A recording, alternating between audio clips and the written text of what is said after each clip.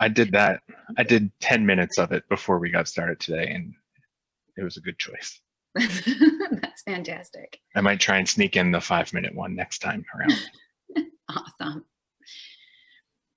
All right, so we'll get going. Awesome. So welcome and thank you, Vex, for having us and for all of your hard work preparing this virtual conference. I'm sure this was a lot of fun and learning and a lot of growth happening there. And thank you all for being here. And I'm scrolling through real quick and I see a lot of people have their video off, which is totally okay. But there is going to be a brief moment where we're going to ask you to put it on if you're comfortable. So just know that that's coming, maybe in about 10 minutes or so, and totally optional, but it'll be for something quick and fun. So you've arrived at Strengths and Differences, the well-rounded team. And I'm Christine Goerss-Barton. I'm here with my colleague, Megan Woloszyn, and we are coming from the Albright-Knox in Buffalo, New York, or in some of our cases in my kitchen right now, but more or less we are coming from there. And we've been working together for almost 7 years. And those who know us and work with us often comment on how different we are, but it's usually followed by something to the effect of, but it works. And there's more to our team than just us. We've been as many as 18 people and as few as 5, and we make up 100% of the team's management.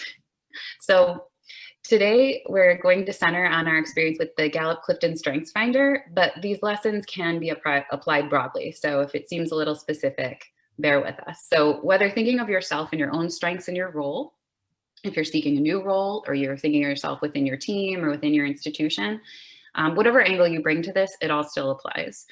And reading and learning about the assessment themes can still be beneficial without taking the personalized assessment if you would rather not, but that is what we did, so that's what we're talking about too.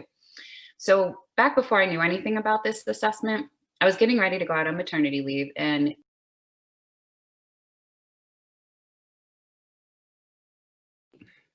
okay, can you hear me now? Okay. So back before I knew anything about this assessment, I was getting ready to go out on maternity leave, and I needed to know that everything would be in good hands while I was out. So I chose Megan to cover this leave because I saw that she had this incredible ability to never drop the ball. And in doing this work that we did to uncover strengths, I now know that is the theme called responsibility, as it showed up in her top 5 strengths. So strength as metal. So to think of it kind of in a metaphor, and as a metal, so alloys are stronger than their individual components. So iron is brittle and rusts, but when you add carbon and nickel to it, you get steel, which is stronger and more malleable and durable. So that's how we're thinking about our team, because these individual components combine to make something greater than the sum of their parts, right? So it's the same argument made for a diversity of viewpoints and experiences across a range of individuals, and making sure not just the loudest voices in the rooms are the ones that are heard. It's about inclusion and honoring differences, and assuring a role and value ascribed to everyone and what they can bring. So why now? Well, although we were already on this developmental path due to our AK360 campus expansion project, the pandemic and break-in operations launched us into rethinking team dynamics sooner than we had initially planned. And what can this year teach us? How can uncovering your strengths benefit you and your professional goals? While 2020 has been riddled with some pretty turbulent moments, it has allowed many of us to pause, reflect, and reevaluate. Some of us were forced to, as our museums or institutions braced for impact and unforeseen losses by furloughing staff or issuing layoffs. And for those of us who returned, like Christine and myself, whether alongside our pre-COVID team or having to rebuild upon reopening, an act that was both beneficial to us and ultimately our colleagues was looking inward and identifying our strengths. Instead of focusing on what we lack or our deficiencies, we aim to focus on what we offer individually and locating the gaps in creating a more successful team for the future. By embracing this time and discovering our strengths as part of a greater self-awareness, could we begin to reevaluate priorities, values, and adapt to changing roles and needs in support of our team and the institution as a whole? So, like I mentioned briefly, we did do the Gallup-Clifton Strengths Finder, and that asks you a series of questions in quick succession to narrow down your key areas of strength. So there's other assessments out there. This one appears, at least to me, to be the most thoroughly researched, over 50 years of data gathered. And initially I had thought thousands of participants, but I checked this morning, it's actually over 23 million. So they've got a lot of data. So just to get to know us better real quickly in a snapshot, we listed our strengths, and we're going to just take a second to share what they mean. So typically the report you receive is your top 5 strengths out of 34 possible themes. I happen to take it twice through different circumstances over a short period of time. And interestingly, my last 2 switched the 2 times I took it, but my top 3 stayed the same. So really reinforcing to me the core of who I am. And that would be those top 3: relator, input, and intellection. And relator meaning wanting to understand other people, their feelings, goals, fears, and dreams, and have them understand mine. Input, and sort of paraphrasing how I think it manifests with me, is collecting things and finding them interesting, anything from words or facts to tangible items. And intellection, using and reflection. And the other ones that showed up were learner, meaning a great desire to learn and continuously improve; harmony, seeking areas of agreement; restorative, solving problems; and responsibility, conscientiousness and commitment. And as I mentioned, because you'll see like input I have and Meg also has it, these strengths manifest differently in every individual based on the other key themes present. And we'll talk a little bit more about that later and how that might work for you. And for myself, what I found, my top 5 themes were input, which is a craving to know more; analytical, the search for reason and causes, focusing on factors that affect a situation; individualization, intrigued by unique qualities of each person; responsibility, take ownership and value honesty and loyalty; and focus, taking direction and following through. So our intentions with this presentation. We just want to hit home that a review of the knowledge and skills you have acquired can provide a basic sense of your abilities, but an awareness and understanding of your natural talents will provide true insight into the core reasons behind your successes. No matter where you stand on the rungs of your institution's ladder, whether you're a leader or manager or team member, this formal uncovering of your strengths can help you thrive professionally, allow others to shine, and connect those puzzle pieces needed to bring your team together. We hope this session leaves you with the tools to reframe your strengths within the 4 domains, to sense the strengths of the individuals on your team, and take control of your career. And we'd like to kick this off with a short exercise. So as Christine mentioned at the beginning of this presentation, you don't have to put it on your video if you don't want to, but we're going to just do a quick little exercise just talking about differences. So I'm going to ask everyone to take a moment, grab a sheet of paper and something to write with. You're going to sign your name 5 times with your dominant hand. And I'm going to put about 30 seconds on a clock for everyone to do this, starting now.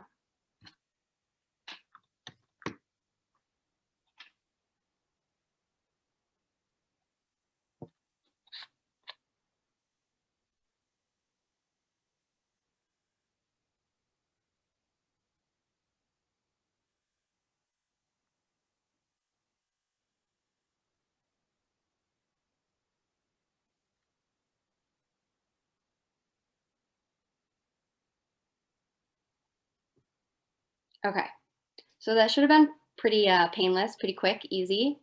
So now I'm going to ask you to switch and sign your name 5 more times with your non-dominant hand. And again, I'm going to put another 30 seconds on the clock, starting now.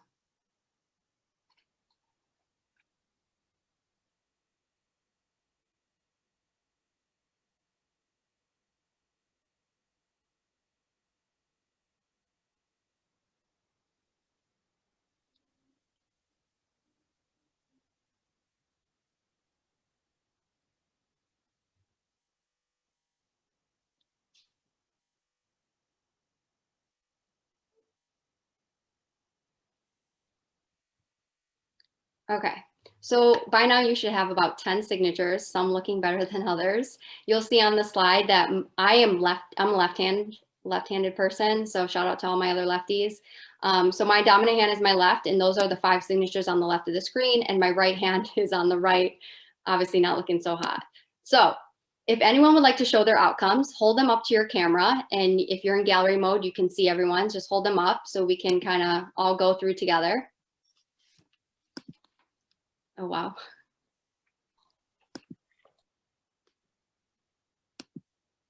Yeah, okay. Or you can throw in the chat. I'm going to ask a couple questions. What was this like? Were you slower when switching hands? Was it more difficult, perhaps more frustrating? And you can write down how you felt, or what your experience was in the chat. Or if you want to go off mute, that's okay too. You can. Yeah, you can go off mute for a second. So someone said I gave up. You don't have to do it. Hey, I hear you. Much slower. Awkward. Yes. Yeah, took more concentration. Yeah. So how much effort and time would it take to get your non-dominant hand signature to the level of your dominant hand? Is it worth it? Will it ever be as good? Probably not. We live in a culture where we focus on improving our weaknesses. Don Clifton would argue that this is not the path to success. We often highlight or are quick to point out one's areas for improvement rather than championing their strengths or providing proper outlets for those strengths to grow. In fact, in doing so, it is a detriment to yourself, to them, and the team. If you continue to ignore all the ways in which an individual can benefit you and only seek to remedy their weaknesses, issues or mistakes will repeat. And not only will the same setbacks persist, but the energy it takes when focusing only on weaknesses is far greater and far more draining with a lesser outcome. The point being that we all bring a different set of skills to the table, different talents, different ways of communicating. And if you don't take the time to recognize this, you won't find the success you seek. So I hope that really helped illustrate the point of like what we're trying to get at from this whole presentation. The theory, like Meg mentioned, Don Clifton, the originator of the Clifton strengths, he came back from World War II to study and teach educational psychology, and eventually finding psychology only to address what was wrong with people and looking at pathology rather than what's right with them. And then something he saw while teaching, he discovered that successful students, those who persisted to graduation, had notably different character traits than those who ultimately were less successful. And it was a finding that informed other hypotheses he would eventually study. So the theory, in short, is this: we can't be good at all things. No one is going to take the strengths assessment and rank high in all 34 areas. It's just not possible. But you can have a well-rounded team. You do need a degree of proficiency in some areas, but your time is, and effort, I should say too, is much better spent. Your life is much more fulfilling if you use and develop the areas where you are already strong, right? So that's where the metaphor of the handwriting exercise comes in. Like, what would it take to get to the point of proficiency? Is it worthwhile, right? So there's no such thing as a well-balanced person, but you can have that well-balanced team, such as the butterfly and the fish. And it's a matter of changing your mindset to reframe your strengths to get you ahead rather than zeroing in on what you perceive to be deficiencies. Or if you aren't into fauna, think of it as an orchestra. Like, everyone is expected to be skilled, or is not expected, I should say, to be skilled at every instrument, to play their part and to do so really well, right? So when we're talking about strengths and weaknesses, the definitions we're using here, loose definitions, strength is flow, or when you're in the zone, the things that come so natural to you, you'd be surprised to learn they aren't natural for others. And weakness, it's not that you're necessarily bad at something, it's just that which drains you or takes all of your energy, leaves you feeling depleted. I think there were some of the comments that said, like, it took a lot of concentration to do that, you know, and maybe you could even do it just about as well. But it takes so much more effort. And is it worth it when you have a means to do it where it just flows? So bringing this all back to the guest, what does this mean for the guest or the guest experience? And I'm thinking of it by way of employee experience, right? So some stats for you. This was a 2019 study. Engaged employees in the US, through this survey, it was 33% of people said that they were actively engaged. 51% were not engaged. So they're kind of just going along for the ride. 16% actively disengaged. They're like, just straight up hate it, don't want to be there, maybe sabotaging, who knows. But that's not a really high percentage that are actively engaged. And take a moment to think about some of the people you work with, and how is the guest experience different when a visitor interacts with someone who is passionate about what they do? Their research shows that people who know and use their Clifton strengths are more engaged at work, more productive in their roles, happier and healthier. So Don Clifton, the quote here from him, there is no more effective way to empower people than to see each person in terms of his or her strengths.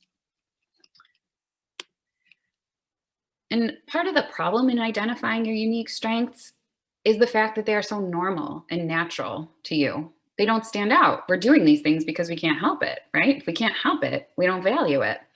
So we're not seeing the whole picture because we're operating inside the frame. So talents, Clifton wrote, are your naturally recurring patterns of thought, feeling, or behavior. These innate natural abilities, the things that come so naturally that we don't even know that they're not natural for others. But to turn those talents into strengths, you have to invest in them. You really do have to focus in on them. And it's a continual process where self-knowledge and reflection matter a great deal, and even subtle refinements can mean a world of a difference.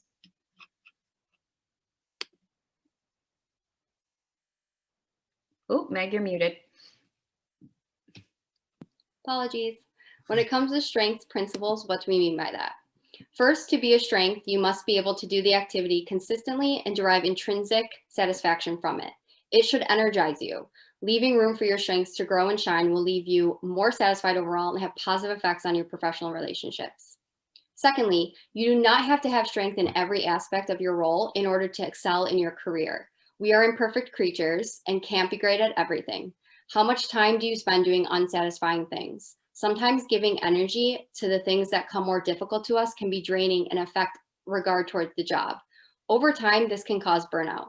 Are you able to delegate those things that may come more naturally to someone else? If so, don't be afraid to call on others. Delegating doesn't mean you're admitting defeat. In fact, it means quite the opposite. It shows great insight into who you are and who others are. And finally, you will excel only by maximizing your strengths, never by fixing your weaknesses. Weaknesses only get moderately better. Ever heard of the saying, can't teach an old dog new tricks? There's some truth to that. Sure, some aspects of the job, like technical proficiency, are teachable and can be mastered, but you will go farther and in less time by highlighting someone's strengths when tackling the task at hand. The team will be at their best if everyone's strengths are placed at the forefront of their duties. When every person feels capable, knowledgeable, and satisfied is when the team will yield optimal results. So what are those domains of strength anyway? And in this system, the Clifton Strengths domains, fix this here. All right, so in this system, they're organized into 4 different domains. They're either people-oriented or task-oriented, present-oriented or future-oriented. So the people-oriented ones would be relationship building and influencing. So people that either build those strong relationships and are the glue that holds the team together, or influencing, the ones that take charge, speak up, make sure others are heard. Or you could be task-oriented, meaning you're focused on executing or strategic thinking. So people who are making things happen or absorbing that information to inform future decisions, right? So that's where you're also, then you're either future-oriented or present-oriented. Future meaning strategic and influencing, that you're thinking about what comes next, or present, you're executing or you're building relationships and you're thinking about now. So it's important to point out that strengths are not mutually exclusive though, like the things we listed when we introduced ourselves. It's not like they all just appear under one domain. And you could fall into any combination of these, to the point even where they may seem to be polar opposites when you get more granular with it. But it's not actually, that's not what actually happens. It's not like you have to be one or the other. It's how they will surface in you. So you probably, if you had a minute to think about it, or a little bit to really reflect, look back, look at themes, you probably already have some sense of where your strengths lie, and those of who you work with closely. But if you want the level of detail that we got to be that specific, we would suggest taking the Clifton Strengths Assessment. The additional insight you get, we found to be really worthwhile. And the terms aren't immediately self-evident. Some are, some aren't, but a little bit of reading, if you're not going to do the assessment, really does go a long way too. but it is important too to take the time once you say you take it and you get your results to examine the interplay between them, because each one modifies the other. There's 33 million possible combinations of the top 5. So even if you share a few in common with someone you know, they're gonna manifest differently. You're not gonna be the same. And I just wanted to share a little bit about influencing. It's a tricky one, because you might notice here, so people with dominant themes know how to take charge, speak up, make sure the team is heard. Like I said, Meg and we're 100% of the team's management, but you might notice neither of us had anything in the influencing domain.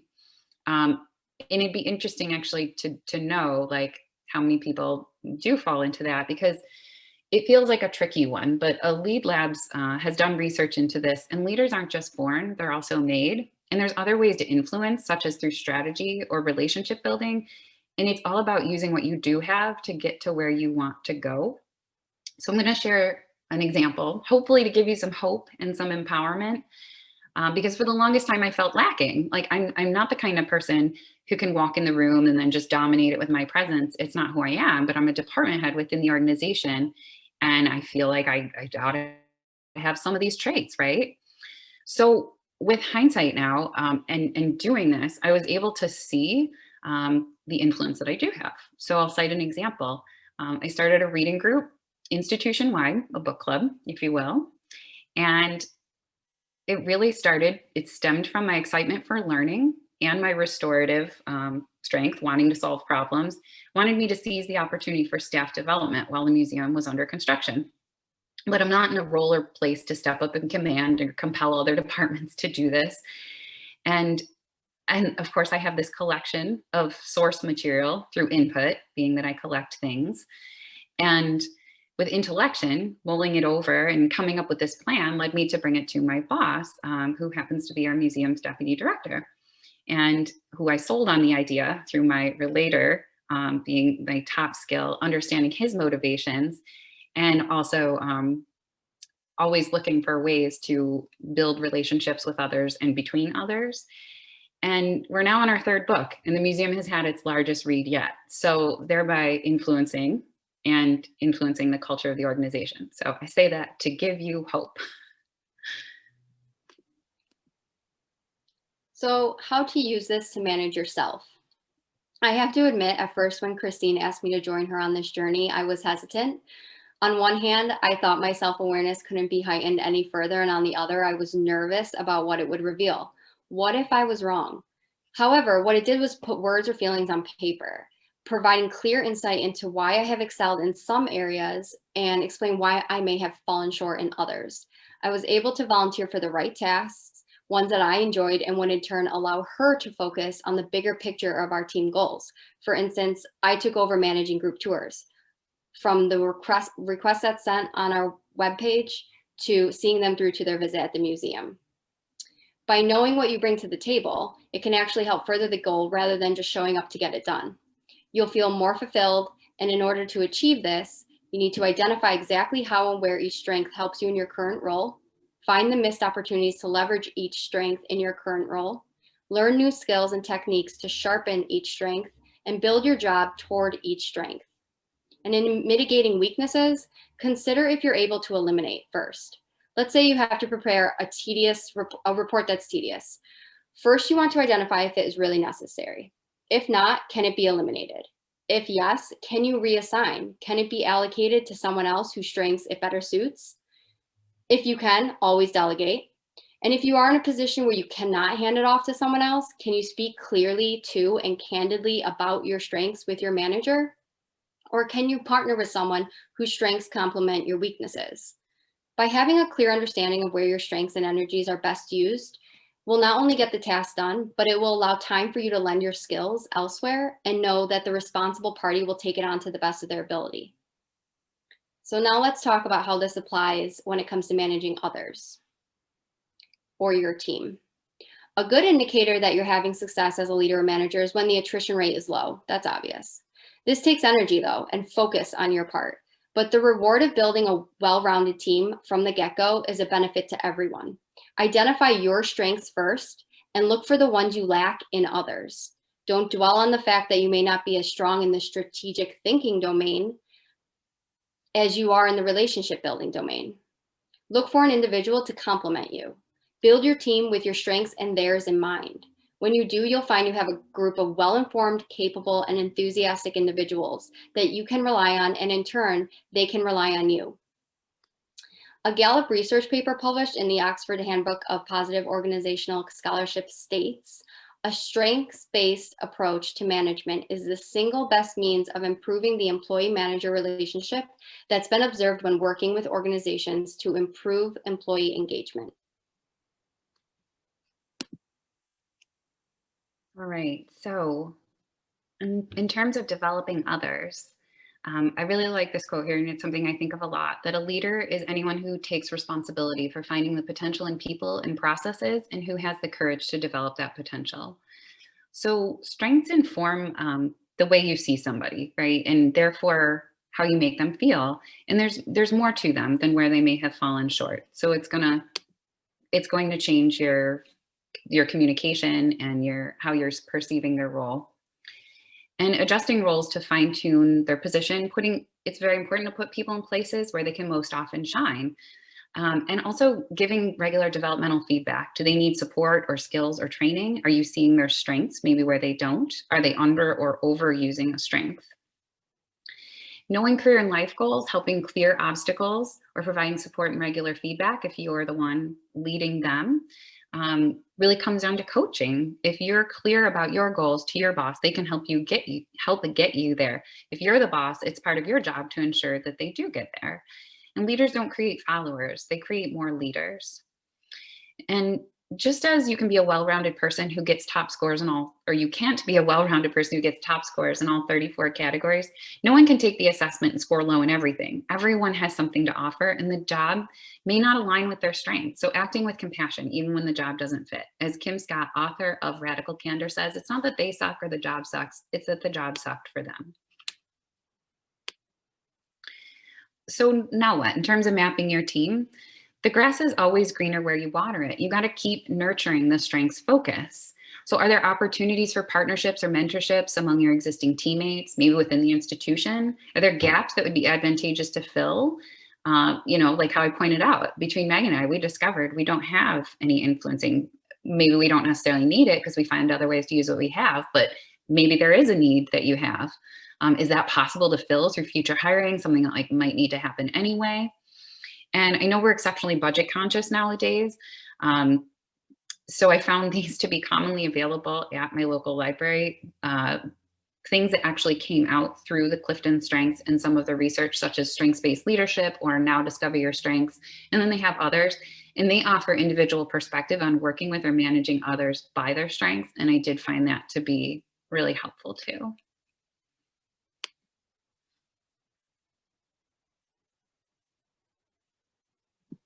Sorry, I did it again. And here's one of the biggest questions. Can a strength be too much of a good thing? Success doesn't come from relying solely on your strengths. It comes from playing your strengths in the right situations. What do we mean by balconies and basements?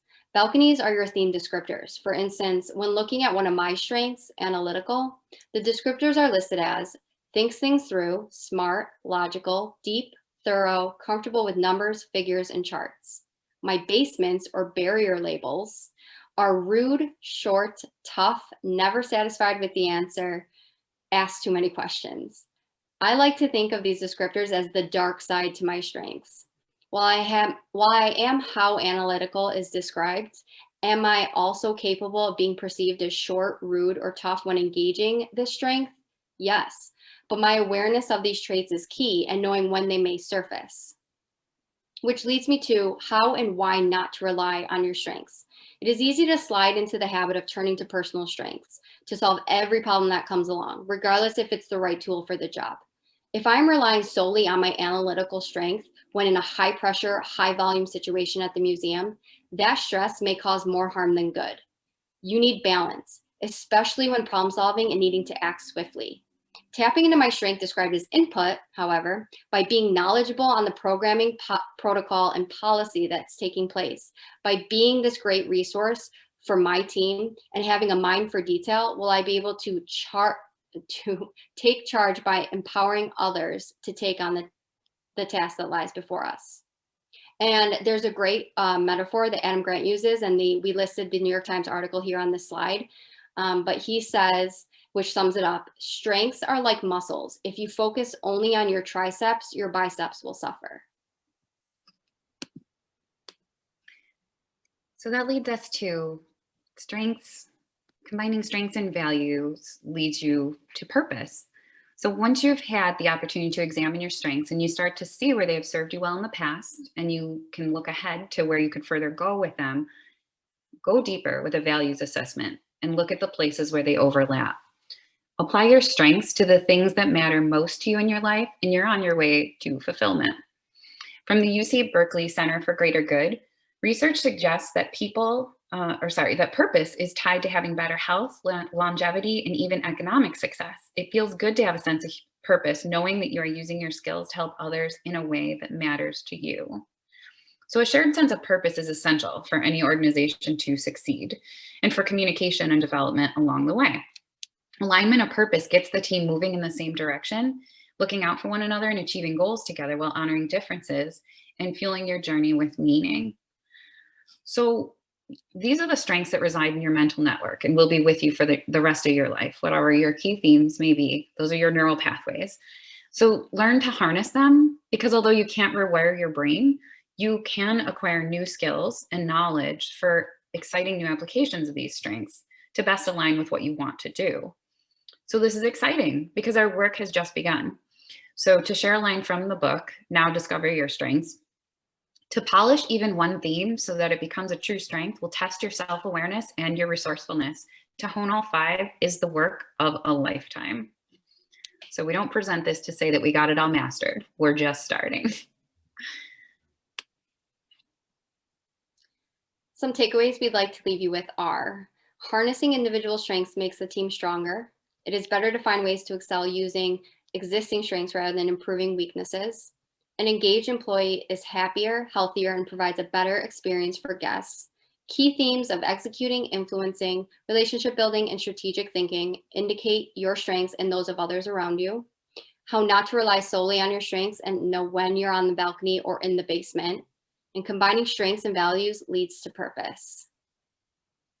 And in conclusion, confidence comes from recognizing your strengths, but true power depends on knowing when and how to use those strengths.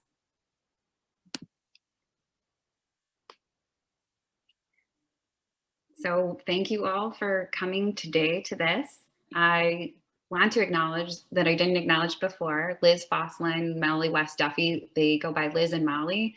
They're authors and illustrators of the book you see here, No Hard Feelings, The Secret Power of Embracing Emotions at Work, which we did not talk about, but I love anything relating to emotional intelligence. And I love their Instagram account. So their Instagram account provided a few of the graphics that you saw in this presentation because I thought they illustrated the points well. And before we totally sign off or take questions, which please throw some in the chat or go off mute if you want. We did splurge and spend the $20 for the Clifton Strengths Assessment. But like if you go to their main site, you'll see something I think for like 50 and it'll give you your 34 themes and everything. I don't think you need all that. I think you can do the bare bones basic, or even if you prefer, you're like, nope, I'm super on a budget. Even just to read about them is still helpful. So just so that you have some bearings about the one that we did. Yeah, but any questions at all, we are happy to take about like the values assessment. That I just did a free 1-pager that I shared with my team. And yeah, anything. There's a question in the chat. It says, have either of you taken the strengths coaching course from Michelle? Have I? No, I have not. The strengths coach, but I'm curious about this. The strengths coaching, is that something that they offer, like the Gallup? It's offered by Gallup. Oh. And I was curious because I think it's pretty expensive. I did the quiz a while ago and have been keeping tabs on some of the things that Gallup offers, but I was just curious if either of you had that, being managers and directors at your institution, if that helped you with coaching of your staff. Yeah, we have not. Not. If I can, there we go. We can share here so we can all see each other now. No, that would be interesting. Okay, the course is listing at $50 on the website now. The course, yeah, the course might be, I think when I landed on the website the other day, the main assessment came up as 50. Like they really buried the $19.99 option for just the top 5 now. We have another question from Colleen. Have you seen a large team with one major role embrace individual strengths? For example, a gallery security team?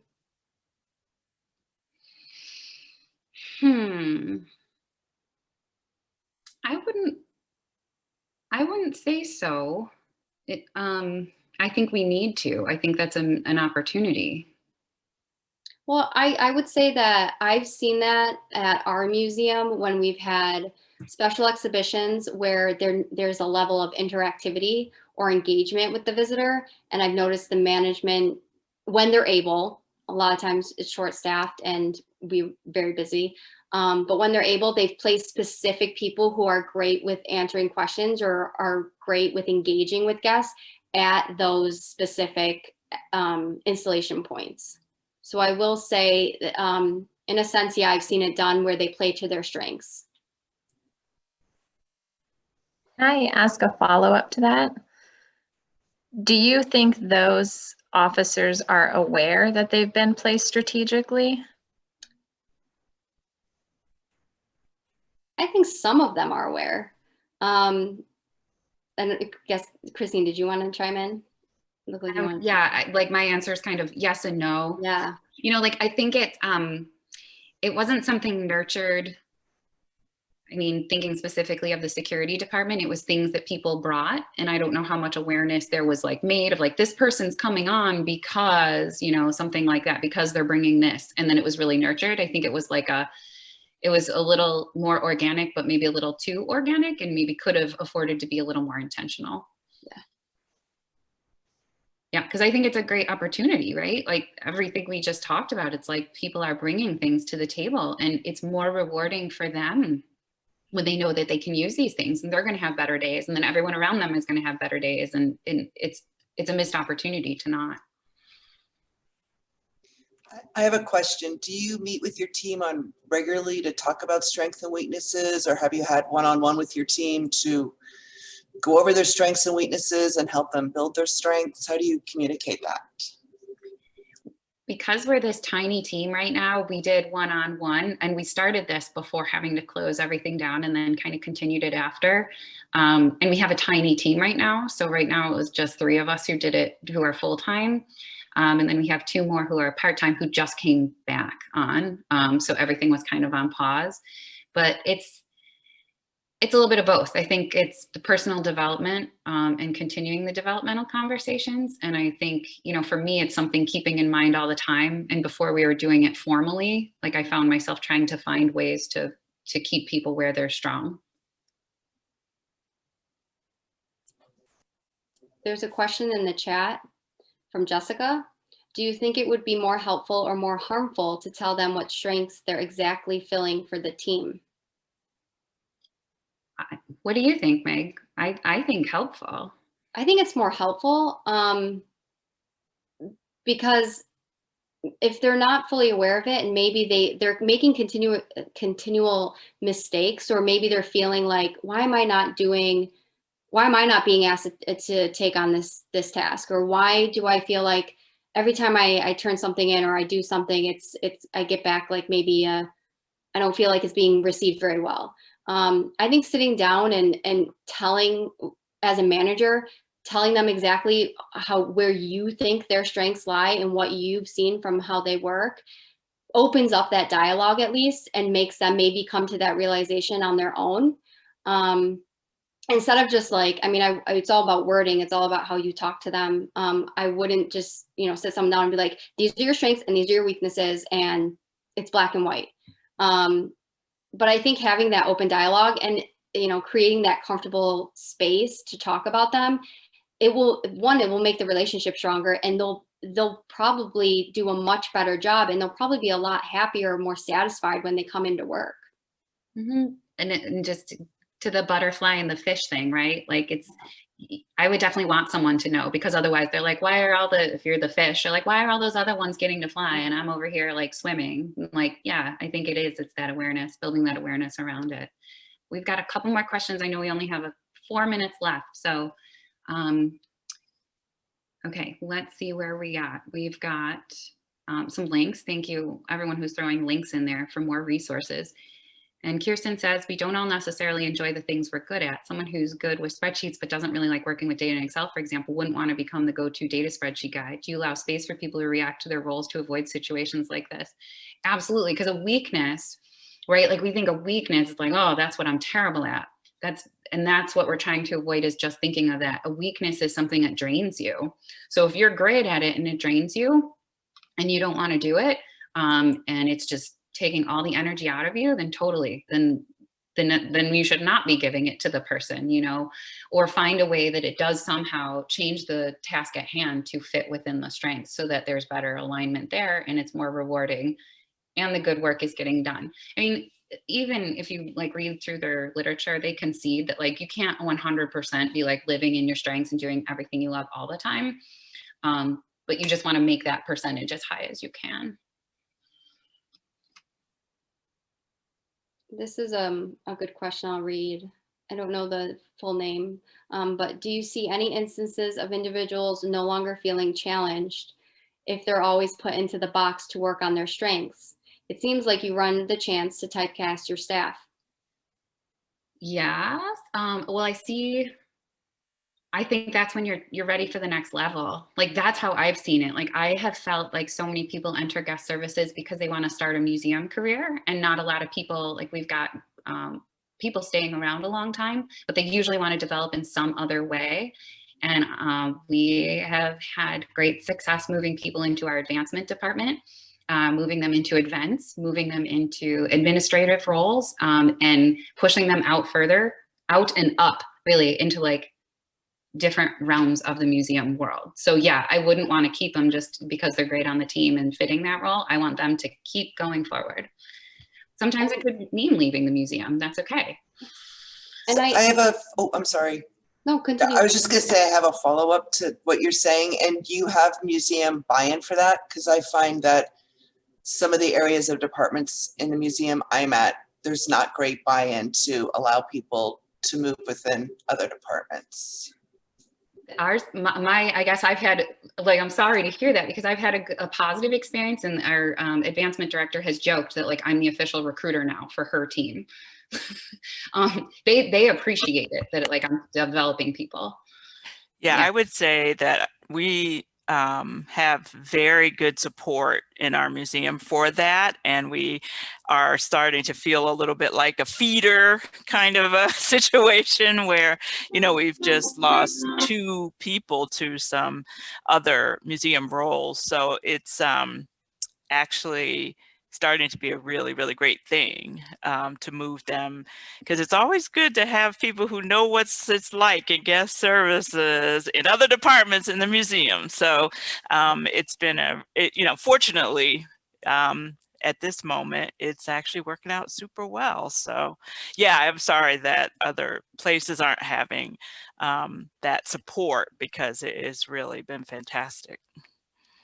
Yes, I could not agree with you more. Like the more guest services minded people in different departments, the better off we are. And I think we have to wrap up, because we have like. Unfortunately, we do. Much you like so in the real world, we have this room reserved for the next session. But if you want to continue this discussion at all, you can always pop into the conference lobby that we have set up, which was the same meeting link as Adrian's keynote. And of course, this will be available to all of you once I edit out our tech difficulties at the beginning before we let y'all in. We'll send this out to everybody. And I see that there's a few people popping in now. So you're probably popping in for the 1:15. I'm actually going to end this whole meeting and then reopen it so the presenters for the next one can troubleshoot without an audience.